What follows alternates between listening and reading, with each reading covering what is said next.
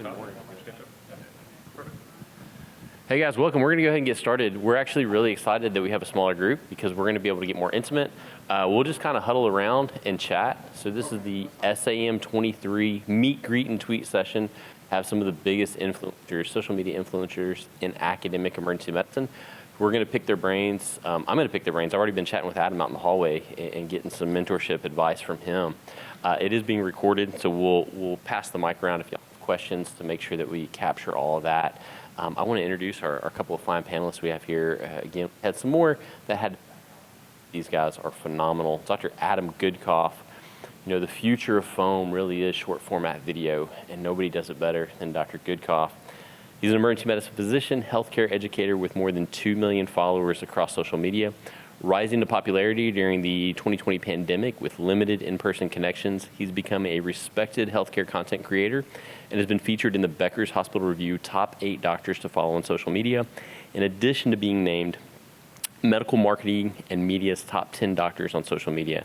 Dr. Goodcoff focuses on knowledge translation for public audiences and undergraduate medical clinical education through interactive cases on social media. In 2022, he was invited by the White House as a participant in the Clinical Leaders in Social Media Roundtable at the Office of Public Engagement, and has since been invited to events with both the President and Vice President of the United States.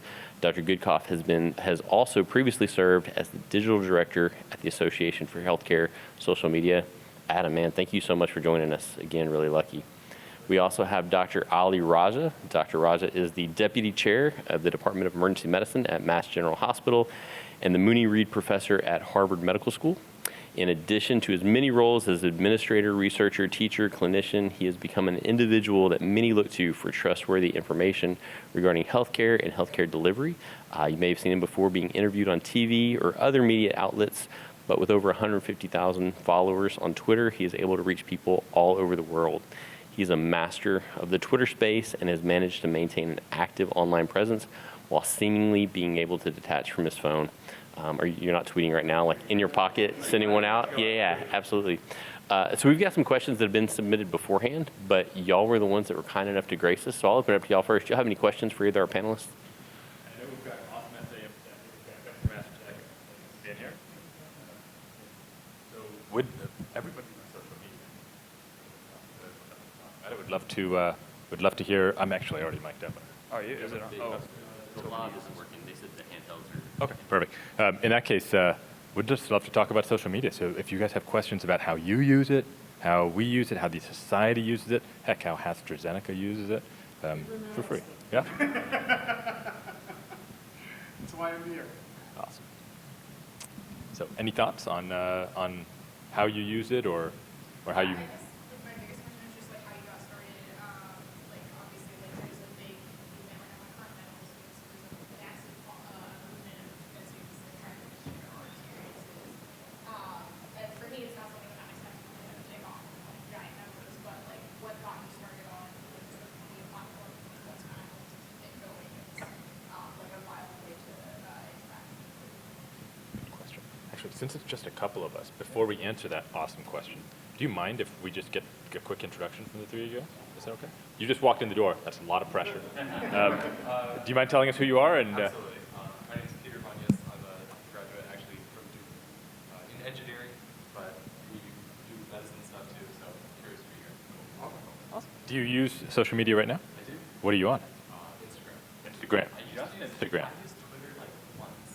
All right, so that helps. That helps sort of gauge things because you're an I know a lot of people. all right, you're an undergrad. What year? I'm a sophomore. So you're a sophomore, and all you use is Instagram. All right, that's good to know. Please don't call me sir. I'm not that old. Well, I am that old. And Dave, I'm a rising fourth year at Baylor College of Medicine. I am on Instagram and just restarted Twitter for my role here at SAEM. got it. So you're a fourth-year medical student here in town, and up until this conference, you also just used Instagram. I mean, like I like for at least for like an actual public presence, and then I'm on Facebook. And Snapchat. All right, so Snapchat, Facebook, but privately. Kevin, what about you, personally or given your role at AZ? I have personal and professional Twitter accounts. I'm a bit of a Twitter addict, it's a problem. Also Facebook. I have Instagram, but don't really interact with it much. Interesting. Even though that would be the only way to reach these two. I mean, you know, like, I guess I'm just, you know, it's one of those things that you know that you should be doing, but like I'm already spending so much time on other stuff. I'm like, boy, do I really need another thing? No, it's like meditation. I know I should be doing it. I don't actually make time for it. Right, I hear you. church or whatever. Yeah. You know, you should go. You feel good after you went, but Yeah, I hear you. there's just got to be time to do some other work. Yep. Hi, my name is Allison Estrada. I am SAEM staff. I'm actually new to the organization. This is my 9th day working for SAEM, but I'm Welcome. their new digital marketing manager. So to answer your question about socials, I'm on basically all of them. But What is, if you don't mind me, just give, can you give us what is all of them these days? yeah, so for I count, you know, Twitter is probably my most popular one that I'm on. TikTok, Instagram, Facebook, Snapchat, Pinterest, really kind of the full works. But in terms of how much I'm engaged on each one, it changes dramatically depending on the platform. So I say, yeah, on Facebook and on Instagram, I pretty much just lurk, or it's more so to be engaged with, you know, my family and other and friends who are more engaged on those platforms. I really just kind of follow up with them. But in terms of actually participating in conversation and being more engaged, I'd say it's probably Twitter for me as the number one. Interesting. All right. So, Twitter, Facebook. What about you guys? You guys are the experts here. What? So Steve Haywood, I'm the alpha and chair of the virtual presence committee. So I've got a personal Instagram and a personal Facebook. And I like Facebook for education as well. So I'm doing that for education channel on Instagram and TikTok. A little Twitter, on Twitter and Instagram and TikTok. And I really struggle with it. That's the first time we've actually mentioned TikTok, except Yeah, you meant glad to hear it. you. But that's where you've got. a ton Yeah, of we'll action. get into short form But so video content. TikTok and Instagram, do you repost stuff from TikTok? No, I generate, New stuff for each one. education content. No, I mean, but do you cross post? Sorry. Yes. Okay, everything's I'm trying to cross-posted. create a put on Instagram and TikTok. Instagram is more consistent. I know everything I get is going to get 10,000 views. TikTok is still pretty cool. 1.2 million videos, and I've had 1,000 views. Very, very unpredictable. It's very expected. We can talk about that if you're I'm interested. going to learn a lot about the platforms I yeah. don't use. I'm at MHPE, also part of the virtual committee. But my personal experience with social media more is like blogosphere, so to speak. So all like education websites and stuff like that. I have like a professional Twitter where I mostly just consume content. It's like curation for papers and things that are promoted by people who are researchers. And then like my personal Facebook has been there for the last 20 years. It's just kind of Fair enough. Where do you spend your time? I'm probably majority on Instagram, but obviously very well known on TikTok as well. And all the content is cross-posted, so we do that. We do YouTube Shorts as well. We're on Facebook. Not on. I am on Twitter, but I don't tweet. You have 1 million followers all Correct. over the place across platforms. Correct. And you don't tweet on Twitter. Correct. All right. That is And actually, I have a very good. to Yeah, I have know. a very clear answer for that. Yeah. And if you want to get into it now, Yeah, we let's get can. it. Yeah.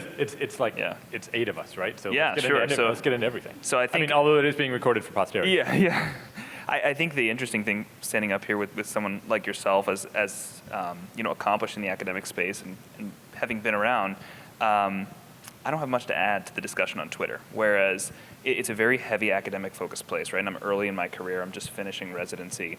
I'm consuming that content. I'm learning.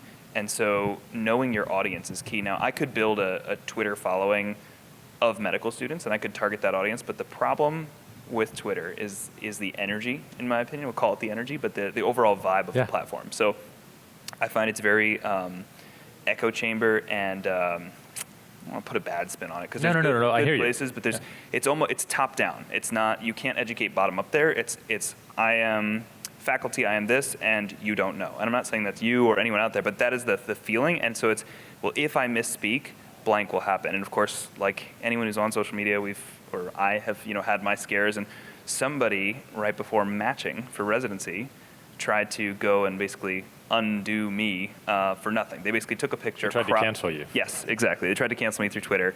I wasn't even That's what posting. it's called, by the way? It is. That's correct. And but I didn't even use the account. I had no idea what was happening, and thankfully I had some friends that saw it and texted me, and we were able to get out ahead of it. But it was silly. But they took a picture that I had posted on Instagram, cropped it so that you couldn't see the bottom of the coat, and said, "This is a med student impersonating a physician. Should we really have this on social media?" And it was posted 1 week before rank lists were submitted. That's not an accident. So Yeah. I already didn't like Twitter, and that happened. And I said, you know what? I have a really special audience that I've curated on YouTube and Instagram, and TikTok was starting to happen. And I said, I don't need to be there. If that's the energy that's going to be in that space towards someone that's trying to come in, rather than supporting, Instagram's a very supportive place. It's more like a YouTube community, collaborative. I didn't feel that, and I'm sure I could come back now to Twitter and get that now that I'm, in attending or almost attending. But to me, it never, I never put the time in to build the audience there, and that was the primary reason. Wow. Well, you've thought it through. Yeah. Much better than I think most It's a people very have. real thing. I mean, you hear all the time people setting up fake accounts and impersonating people. Yeah. And I think I never really thought of it as something that could happen professionally. Are you saying on Twitter? We heard, yeah. I never really thought of it as something that could, be used to desecrate someone's professional activities. So, yeah, I think that's something everyone needs to be aware of and be careful of. It's the battle for verification. It doesn't apply to most people, right, that are going to listen to this. But before anybody could purchase verification, it was a big deal as a content creator, because that was actually a piece of protection that nobody could go out. There were people using my photos, and a lot of my friends who do this, photos as well, to try and scam money out of other countries, and horrible scheme. And there's no way to stop that.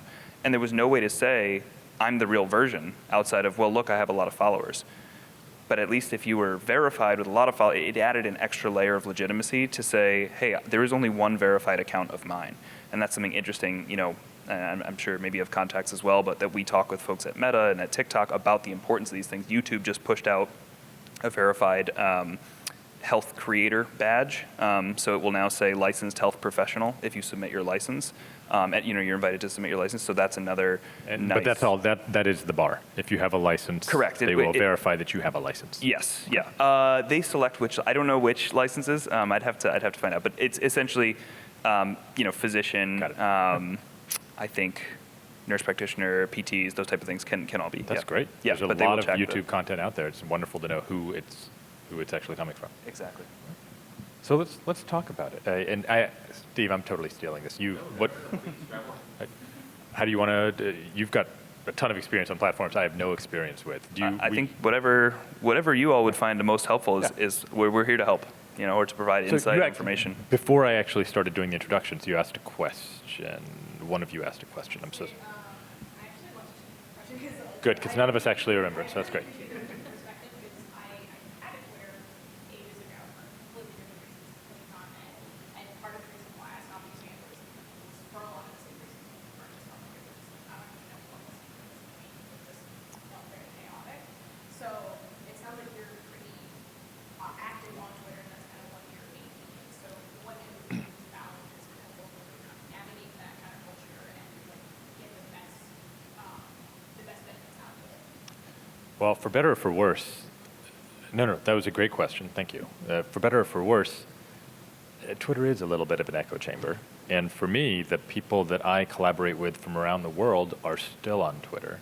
And we built that community during COVID, right? When we actually needed to be able to get a hold of each other, we needed to be able to understand what was happening in Australia or in the UK or in Germany to know what we should be doing in Boston or in Texas or in California. And we built those very virtual relationships, and not just with emergency physicians, but also infectious disease specialists or public health experts. We built that 3 to 4 years ago now. And so for me, that's my community, and I've carried that through. But you're absolutely right. Part of the reason I was able to build that community is because of the fact that I was already in attending, and I was already at Harvard, and people listened to me enough so that when I asked them for help, they gave it right back to me. Were I just starting, and would I a fourth-year medical student, or back then a first-year medical student, or in your case in high school 3 or 4 years ago, I don't know that I would have been as welcomed in that community because I didn't have those badges or that expertise, just as you just brought up. But that's why I started on Twitter, and that's why I still keep going with it, is because I have those contacts and those connections. I'll tell you, it's also where I feel most comfortable because of the fact that they have that full transparency. I'm a little scared of something like Instagram because I have no idea how to start on. I know how to start on it. There's a million guides on how to start, but I don't know that I have the time to really put in the effort necessary. First of all, I couldn't do everything you do and amass the following that you do, but even to build a community, it would still take time and effort. And I already have that on Twitter. Right. The problem is it's going to turn into the MySpace or the Facebook, and the community is going to be all a bunch of 40 to 60-year-old people who like talking to each other, but aren't going to have the input of somebody who only has Instagram because they're a sophomore in college. So right now, would you say Instagram is like the future, or is it already in the past too? I'm biased. I look at Instagram as the business card of the digital world. So I call that your digital footprint, and especially as it's transitioned into video format. I've yet to meet someone in person that I've known from a social media relationship that did not feel exactly like I knew them on social media. It feels like I've known them for years. It's very authentic. And so the way their quirks, the way that they speak, the way that they carry themselves, usually on camera, outside of acting up for a little bit for the video, is very similar to their personality. And so it's a very transparent way to get to know someone. And so the content that they're producing and the person that they are, you can leverage that in a positive way to be kind of your digital signature on the internet that people can go and get an understanding. And I hope that as you listen to me and talk with me now, that it feels somewhat similar to what I appear on social media. Obviously, there's more energy. You're trying to capture the audience, but it's the same person underneath that. And there's a level of transparency that I really like with Instagram there. And I think Instagram is also very proactive with some of its protective measures and support. And I think it's, Meta, whether you like them or not, they're a well-established company. And they've been around for a while, and they do it the right way for the most part. So there's a lot of tools in place to make it a successful platform. And I think an example of how powerful that was their pivot with Reels, if it interests you at all, to see how they went from a photo sharing platform to compete with TikTok as a giant and still maintain a foothold and still have people posting content there. Tremendous case study there. Does everybody know that transition? Yeah. Yes, everybody knows. You mentioned that you sort of noticed on Twitter all the different people. Is ultimately the way that works is that you just tweet Hey, John. something and Welcome. actually those are the people that tend to comment on it? Or Yeah, or the people that I follow who tweet just amazing content would carry on conversations, and then we'd move those to direct messages, and then in some cases we'd move those to articles or papers that we'd publish, and so it became this academic medical community. I have a question for you, actually. Sure, absolutely. Before we do that, actually, Yeah, John, please. it's such a small group that we're all sort of all kumbayaing and introducing ourselves. Do you mind just telling us who you are, where you're from, and what social media platforms you use? Of course. My name is John Rosenthal. I am from Sinai. I'm predominantly on Twitter. The tone is mostly the comedic sort of nonsense. Just go by whatever thing, the joke name that we suspect superstar. It's my last name, which is harder to spell. For me, there's like been a great sort of social is like a very good connect and also work with people that's like taking it serious and sort of started with like jokes to cope with like this is how this overnight high school just felt and turned into like that almost functional for the clever like very cool people that to be honest with the cool. Yeah, we were talking about the community. You mentioned you were at Mount Sinai, attending, resident, I'm sorry, junior junior faculty. faculty. Sorry, I hate it when people do that to me. I'm sorry to think that you are young. So just so you know, we've got a college student who only uses Instagram. We've got a fourth-year medical student who only uses Instagram, but maybe uses Twitter just for this conference. And so you are old. Wait, I thought Instagram was also out. I thought we were done. It's back in the younger, yeah. It's bimodal, multimodal, actually. It's not even bimodal. There's a lot of demos on there. That's like a throwback, like ironically, like records. Not my fault. I think we can describe this right. It's the digital footprint. So if I meet someone on campus, I'm usually not going to ask for their phone number or anything. It's a dating thing. On Instagram, I can see their faces. Like, Oh, okay. Wow. It's like exchanging numbers. no, it's like It is like in the exchanging personal, numbers. yeah. And you don't even have to carry any conversation with them. You can go back and watch their 10. Exactly, yeah. I have a question, sort of along those lines. So, like, both of you guys have brands that you created on individual platforms. I mean, this is too close to home. But like, when that platform then changes in a negative way, or in a positive way, or just in a new way, how does that affect your decision-making process with regards to, like, do I continue to create content? Should I be looking to cross-post this to somewhere else so I can find my digital footprint? And at which point do you feel like you just jump ship completely? I can, talk to that very much so, because in my time, Instagram has gone from photo to video, like I mentioned. TikTok has come about. YouTube Reels has come about. The duration of content, I used to be a YouTube creator, so the duration went from 10 minutes to less than 1 minute. So the truth is, if you want to be in a space that's this progressive, if you will, and changes this frequently, you have to change under the pressure. And I think that's the only way that I've had the success that I have, is that we are very quick to adopt things and try them, and I'm really fortunate to have the support to do that and to get the content out. The only way to know is to try it, and some of these platforms will come and fall, and other ones will stay. And I think getting in early and being consistent is the only way to do it. Each platform is a little bit different, and you need to tweak the content maybe to that platform, and some of it is luck in picking the right place. But I hear you on the change, but the truth is, if you don't change, somebody else will fill that void, and you won't be there anymore. I'll keep my answer short because I'm not on as many platforms as you are. And then Nick, we're going to come back to you because everybody's doing introductions and social media platforms. So I'm giving you like 30 seconds to think about it. All right. So I'm just on Twitter, right? We're not going to count. I have a Facebook account, but it doesn't even use my real name, and you can't find me. It's just mostly to keep up with other like 50-year-old people. Like my high school reunion group is on there. And then I'm on EM Docs just because you have to be on EM Docs. So when Twitter changed recently, I honestly just thought about giving it up and then not doing much with social media, because I'm at the point in my career where I use it as a community, but I have a brand, but actually the brand is mostly because of the external things that I do, and it just happens to be that I'm on social media. My brand personally doesn't change much. I'm still a tenured professor at Harvard, and I still have a lot of publications, and that's not going to change with social media. And so if Twitter completely implodes, which it pretty much almost has, but I have hope for this new CEO, and I'm sure she'll be wonderful. But if Twitter completely implodes, I'll build personal accounts on many of these platforms, and I'll try to build a community, but I'm not going to try to build nearly the brand you have, because for me, it's just not worth the time and effort at this point in my career. Were I younger or earlier, I definitely would, and I'd pivot somehow, but it's just not there for me. Nick, coming to you. Yeah, so sorry I was late. You should be. CDEM business meeting, I'm a CDEM past president, so I try to make sure I get to that one.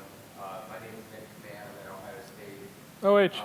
Yeah, thank you. We had 76 people at our department dinner on Tuesday night, so it was really great. I guess I'm going down with the Twitter ship. I'm on LinkedIn. Instagram, I use mostly to follow my daughter, who's 13. Facebook is so grandma can see pictures of the family. Actually, I'm really lucky. At Ohio State, we have the College of Medicine has a social media group, and the Westafer Medical Center does. And so I've done some TikToks that have gotten a lot of views. One of them was on Michael Chicken, and I found out that there was like thousands and thousands of views. I also do a lot of disaster medicine, so I've been to 5 hurricanes in the last 6 years, and so when I deploy, a lot of our media folks help with getting information out there. Our department also has a media person, so she gets inquiries about things that happen this time of year, drowning or seasonal allergies, and so I do a lot of those things as well. And I was really Twitter crazy, I think, for a while, and it's kind of tailed off a little bit, but at this meeting I've been trying to tweet. I think it's a really great tool to promote people and ideas. So our assistant clerkship director won an award here, so making sure that Yep. I tweet that out. Some of the interesting things that I saw at the meeting I was tweeting about. So yeah, that's kind of, where I'm at. I know Twitter best practices are to stay relevant and try to send a couple of tweets a day. That doesn't fit my life at this point. So if you follow my, at Dr. Dick command, you'll see pauses. And, I used to use Footsuite, or before that there was Twiffer. I don't even, those things aren't enough arsenal around. But Hootsuite's still around, I show you. I would try to be more consistent and have some tweets ready to go. But as you guys know, the best part of Twitter is the real time. Nick, they don't know. They're not on it. Yeah.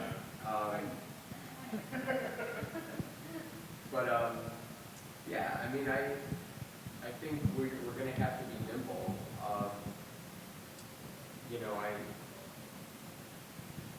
People are on social media, so, it's going to require a pivot, I think.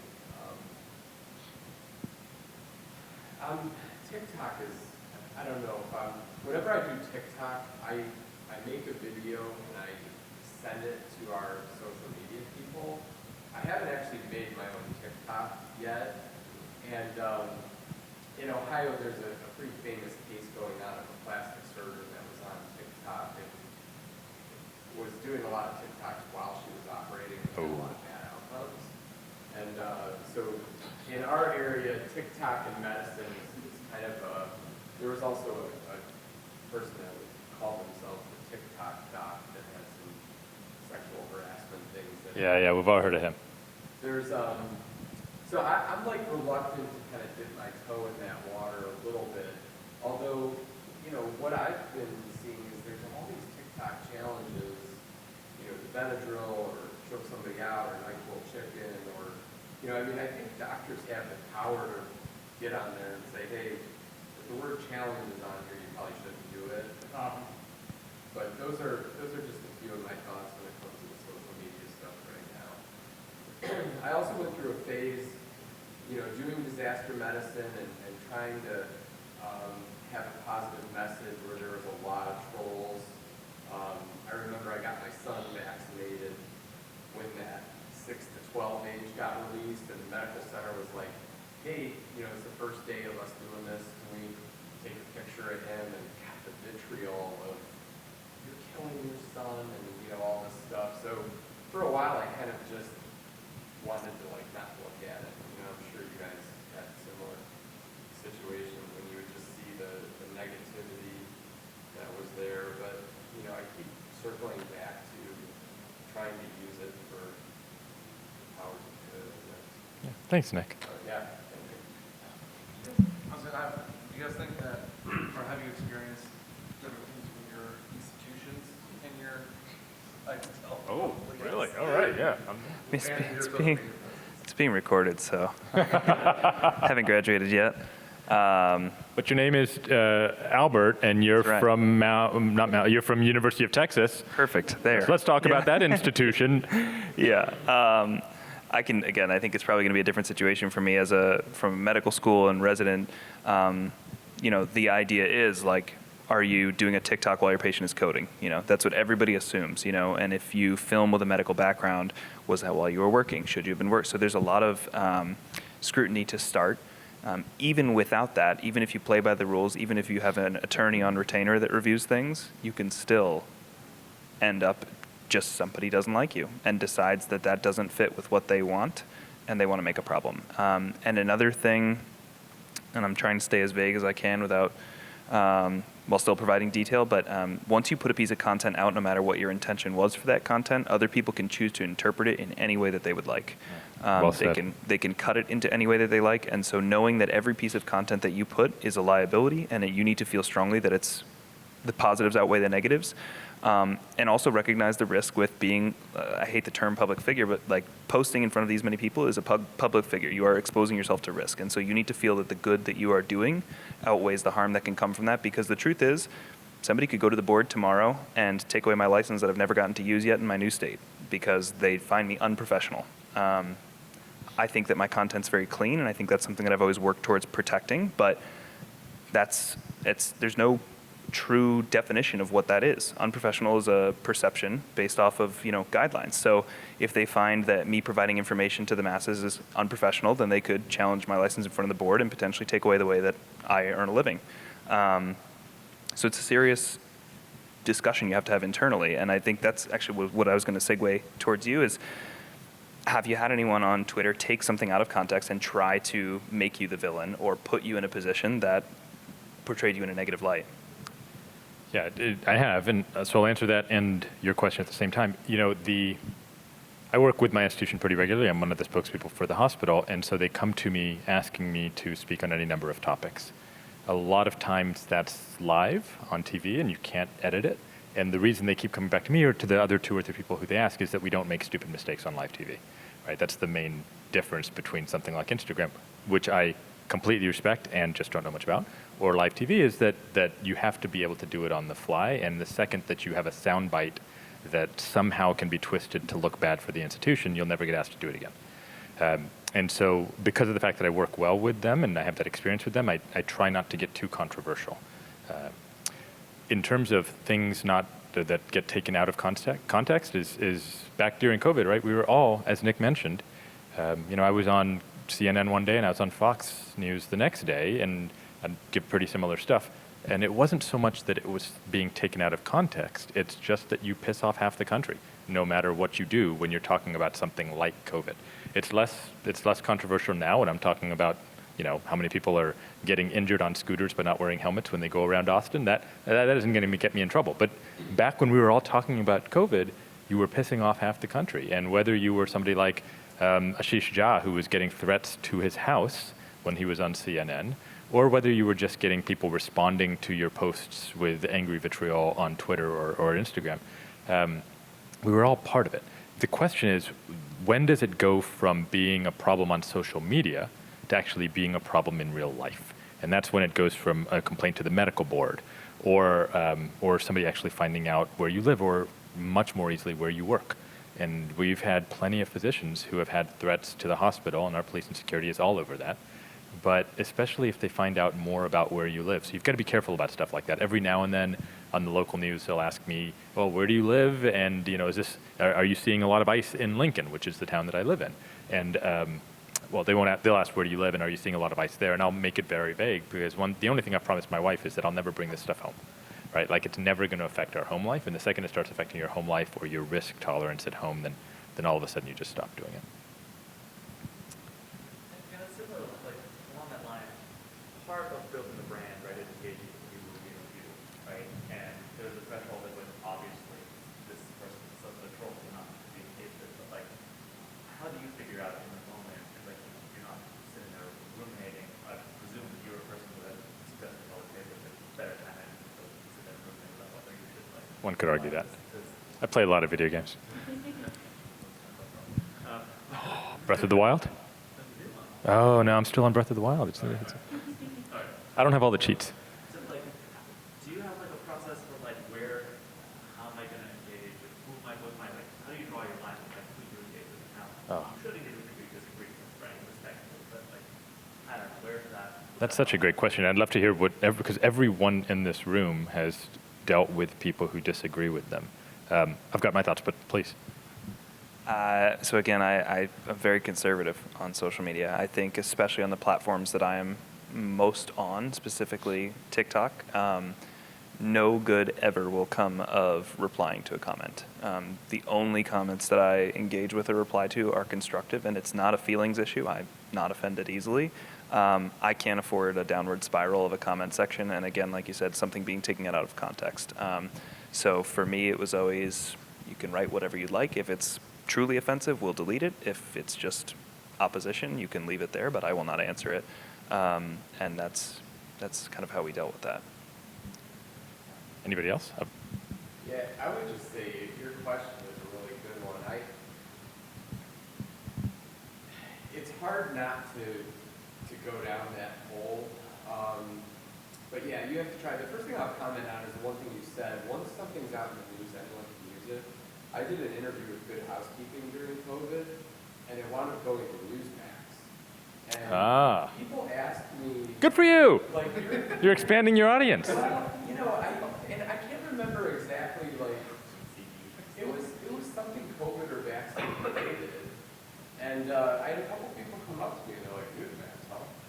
And I was like, I'm not sure I know what you're talking about. And so just know that once the snippet's out there, a bunch of people, Yahoo Health will grab it, like, so you don't have any control who's gonna pick it up. So, like you said, it could go anywhere. You know, my son getting vaccinated was probably the hardest one to not look at the comments. And fortunately, it was on the medical center's Instagram, and they have some pretty savvy people that just say, actually what you just said is not true. This is, you know, what the CDC says or something. They try to really constructively go back and forth. But yeah, I had an issue once with another hockey dad, and it started like a kind of an innocent conversation, and then all of a sudden I found out this guy is like the king of anti-vax. And later that night I was like, I don't know if this guy up on Twitter, because if he really works for DeSantis, which is what he told me, I live in Ohio, I'm like, I don't even know how that would happen. And there was a conversation about, I had a conversation with an ER doc, and medicine has no idea, blah, blah, blah. And it was all this vitriol about me. And finally I commented, and I was like, I couldn't help it. But I was Nick. like, I'm the person this is referring to. Oh, Nick. And I'm happy to answer any questions. And then, you know, he had like 4,000 or 5,000 followers, and there were like 3 responses, which made me think, I wonder if these people really follow this person, because you hear about these bots and stuff.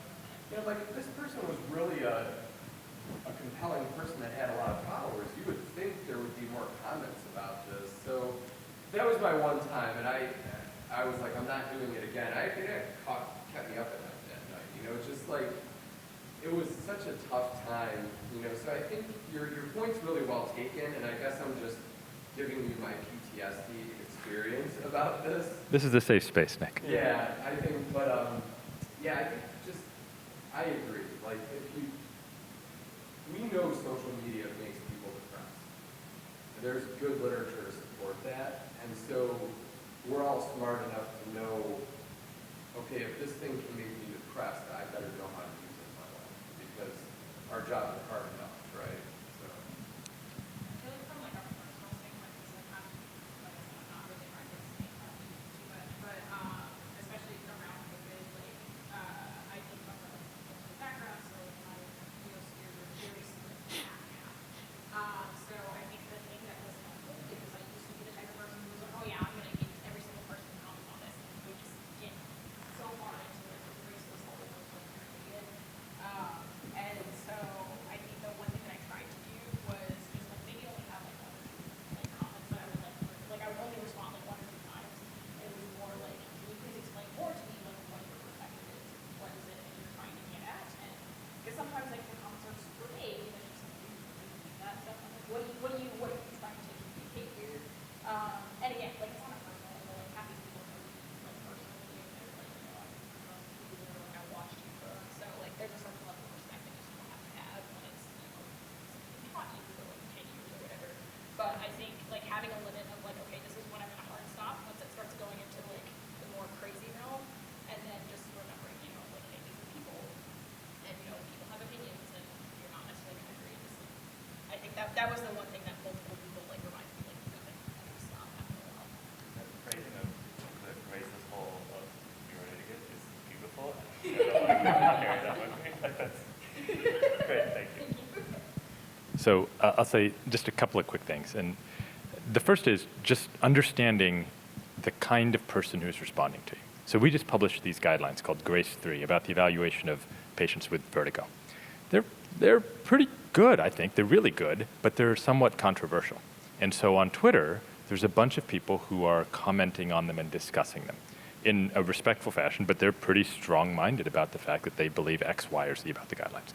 For that, I've been having discussions and I've been going down rabbit holes because it's a respectful conversation with well-meaning people who just want what's good for the world but disagree strongly about this one thing. Most of the COVID stuff was, and there's a chance I could change their mind. And I think that's where you asked where I draw the line. I think that's where I draw the line, is that if I think that this is the kind of person whose mind or opinion I might actually change, then it might be worth the time and effort for me to try to do that.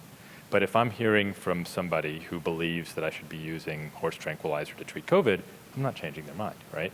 And so the chance that I engage with them is -%. Like, I'm just never going to do that. In fact, I might just delete the comment. And I think to your point, it actually, when somebody who is well-known replies to one of those erroneous comments, it actually gives them a platform. Yeah. Because there's thousands of BS comments that nobody's reading, but as soon as you reply, it goes, what did Dr. Ellie reply to? What was so good that it got his attention to reply? And that's one of the reasons why I never reply, because, and again, on TikTok, on Instagram, there's a verified badge, I'm sure, well, prior to Twitter going downhill.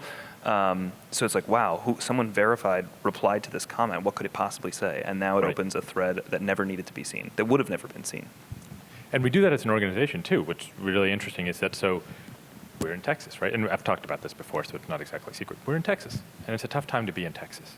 And for us to pull a society of physicians to Texas is a controversial thing. There's many reasons why we couldn't not do it. The contract was signed 5 years ago. It'd be about $1 million that we'd lose if we tried to move this somewhere else. We really want to pull people together in person instead of doing it virtual. But there's still a few people who are concerned about the fact that we're here and upset about the fact that we're here. So we have a plan ready to go and tweets ready to go with a response if somebody tweets something and it starts picking up. But there's been at least one, I saw this yesterday morning, you probably picked it up, where somebody questioned, well, why is SAEM in Texas? I'm really worried about that. But it got viewed like 40 times and died and didn't get picked up. And so we didn't even bother replying.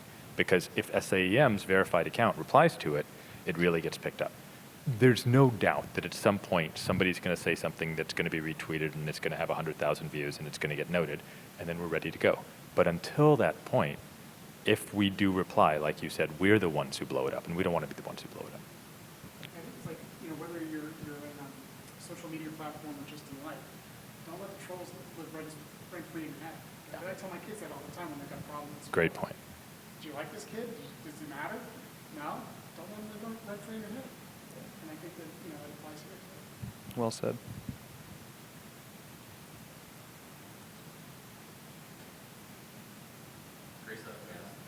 Yeah, of course. Yeah, 5 or 6 minutes.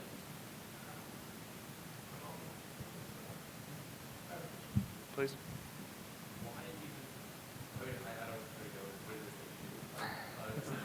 You're going to Fair you're enough. on Instagram. Go 2 million followers. That's such a Just good need a little meta risk question. in my life. That's so meta. I love it. Yeah. So I got started because of education. So I've always been an educator. I taught ACLS when I was in college. I stayed an extra year in med school to teach ultrasound and anatomy to the first years. So I've always enjoyed educating. And when I found this platform that I could now educate, and I was educating the first years at the time, and I was like, I have so much information that I can share from being a third year and also from going through this and now from teaching this.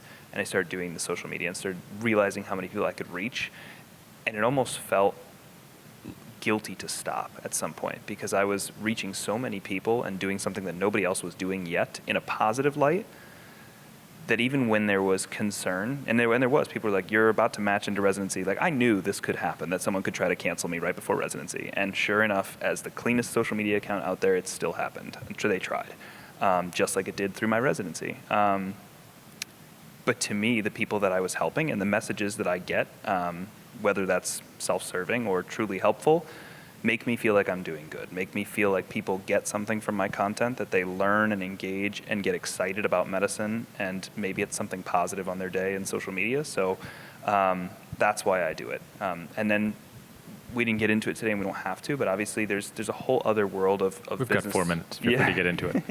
There's a whole world of business with social media. And I think there's an untapped potential there, just like we have KOLs right now that speak at conferences. Some folks are tossing around the term KOI. I would offer the term medfluencers, but I'm biased, clearly, and it's in my disclosures. A KOL is a key opinion leader. So a KOI is this new term that's not really real. Is that a key opinion Key opinion influencer? influencer. So some agencies are throwing that around. I would, right, right.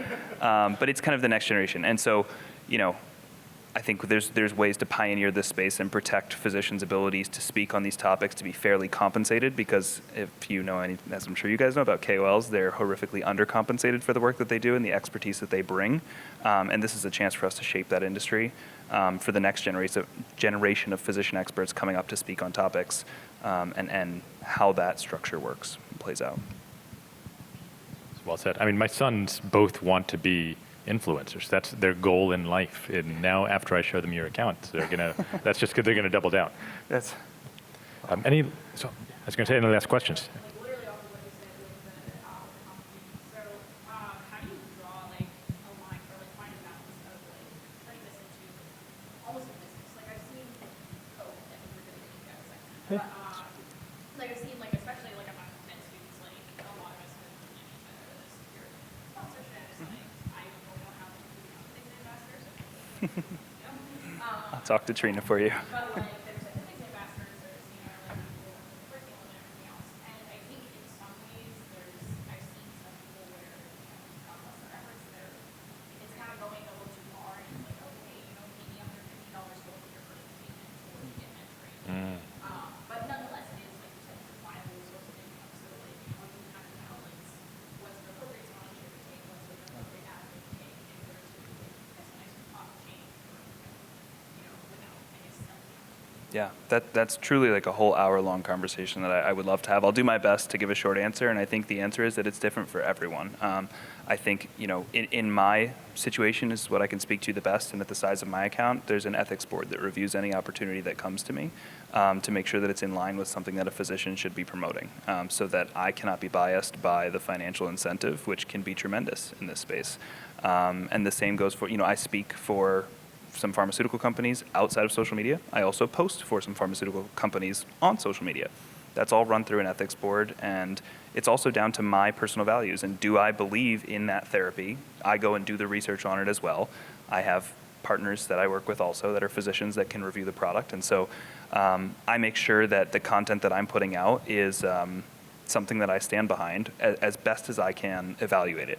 And the nice thing about social media is it is self-validating or peer validating. And so if I go out and post about an EpiPen, nobody can argue that an EpiPen is not a great treatment. There are various options, so we'll take away the name EpiPen, but epinephrine for anaphylaxis, right? Nobody's going to argue it's not a great treatment. But if I start saying that wintergreen oil is great for anaphylaxis, that's a problem, right? And I only get to do that once before everybody now says, that guy promotes snake oil, he's done. So you only get one chance to mess it up, and I think people self-regulate very quickly. And it's easy to lose yourself early on, but you realize the power that you have very quickly, and you need to be very judicious with what you accept. That's so well said. I'm just going to highlight two parts of that. The very end is key. First of all, actually, before I keep yapping on, Dr. Teresa Chan, if you were at the event this morning, you saw that she won an award, and she is amazing, and she is everybody's guru and mentor in medical education. Thank you for being here. Yeah, no worries. Actually, no, you're going to take this microphone from me. Yeah. All right. All right. So I'll answer just two big things. Number one, all right. you're going to figure this out for yourself over time. And don't worry, you can figure this out for yourself over time. But the key is not to get yourself lost and burned with the first few times that you review the sponsors. If you do it wrong, that's going to carry you out for the rest of your career. Then those opportunities are gone, but also you're just going to really enjoy it. So the first few times the opportunities come up to you, whenever our residents have something like this, or one of our faculty members is approached by AZ, which is a great company, to start speaking for them, we think about that and how that fits into their personal and professional life. After you've done this 5 or 10 times, you'll be fine. But the first few times, make sure you talk to your mentors, your friends, the ethics board at your hospital before you jump in. Number 2, just remember that for the rest of your career, for better or for worse, 20 years down the line, somebody's going to be able to find out that you promoted X, Y, or Z. And so even if that evidence-based thing becomes completely invalid, somebody's going to bring up the fact that you used to promote this treatment 20 years ago. And you'll try to say, well, what we knew back then was that it worked, but you're still going to be labeled as somebody who promoted this erroneous thing by people who are looking to consciously and volitionally distract you. So just know that might happen, but if you yourself make that personal decision and based on the best information you have at the time, you feel good about it, then go for it.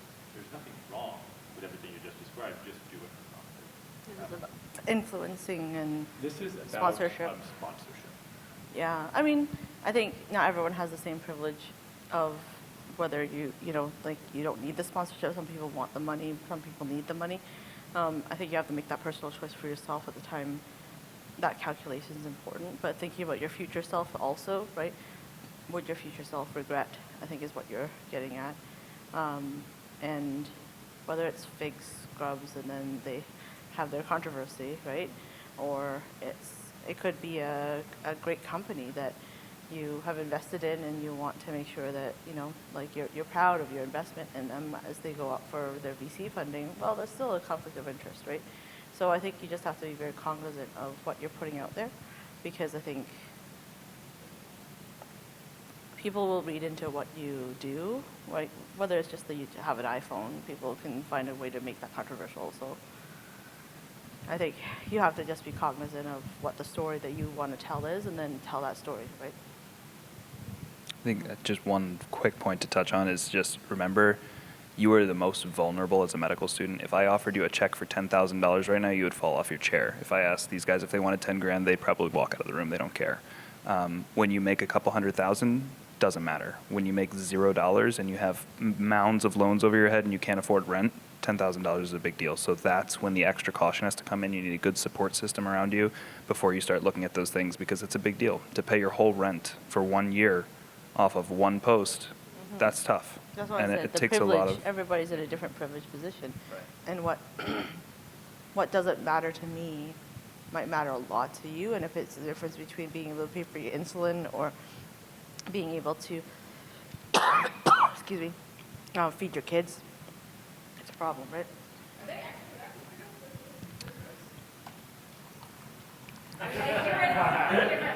Just threw out a random number there. I'll tell you that if you knew the numbers of AZ and some of these budget lines that are going, right, because now I work on the agency side for disclosure. So I not only have the social media stuff, but I have a social media marketing agency. So I see the budget line items, Yep. millions of dollars for a single vertical. And these companies have 15, 20 verticals, would you say, right? I mean, these are not direct to physician. It's very regulated how you're compensated, but the budgets are insane. So you can extrapolate that 10 grand is nothing. That there are people that you're watching on YouTube, the largest, most well-known physicians, are doing $500,000 per post. So that's But that's with a drug company, and that's regulated. Right, Like, right. fake scrubs is not regulated. Right. Right? yeah, and so that's where, yeah, again, It could be more, right? yes, I yeah, mean, can't share.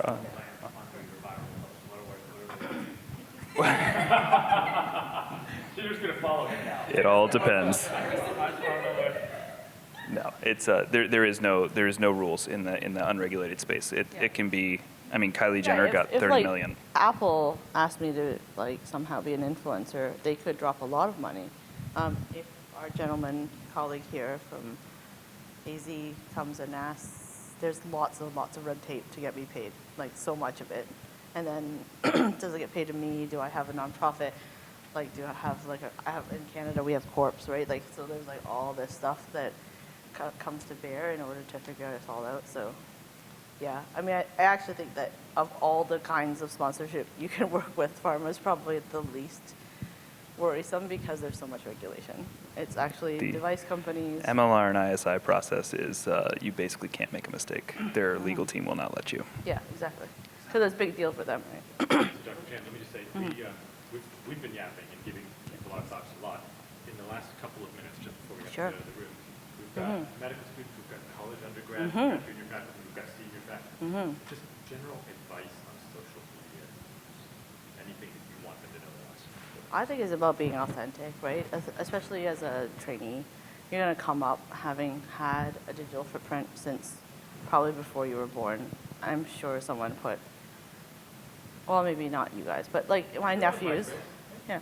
Well, my nephews are going to have grown up in an era where their ultrasounds were on social media, right? Like their ultrasound was on social media. So it's just it's just a different world. You will be developing as a person first, and then a professional, and then you'll have to integrate your digital and your professional identity, and it will feel more seamless to you. But then that is also wrought with lots of things, like all the med students like change their name on Facebook when it comes to the match season. It's like it's always like guess the alias of the med students that you know, right? But I do think it's about understanding that there's a lot of, it is brand creation still. It's not like in a dirty, like weird way, but it's who you are and who do you want to represent to the world. Maybe there's a different word for it that we should create, but it's how do you want other people to think of you when they think of you? And these are the tools that you use to create that, right? Mm-hmm. Mm-hmm. Mm-hmm. Okay. That's all. Yeah. Uh-huh. Yeah. So I should clarify. Separately, commercially, my company has an ethics board, so we have non-compensated physicians who review the campaigns, who are not involved in social media and have no motivation or investing. They have no anything related. And so these are just physicians who are board certified in various specialties who can then determine if this is appropriate. But hospitals also have ethics boards. I don't know how that works. I very clearly do not ever affiliate with my hospital for multiple reasons. And again, I'm a resident, but I'm next year starting as attending and also won't be affiliated. It creates a lot of red tape depending on what you're trying to do. It's hard to not be affiliated though, because at some point you'll have your listing and on their public website, and if you're affiliated with the university or have an appointment, then you're on their website too. So, Right. it's really hard to disaggregate the same person, especially if you actually look the same in all your photos. I guess you couldn't wear like a mask or glasses or do the Clark Kent Superman thing. More the independent contractor road of if you're not full time, it's a different relationship. Yeah, for sure. Yeah, we gotta go. Yeah. Thank you guys so much. We really appreciate it.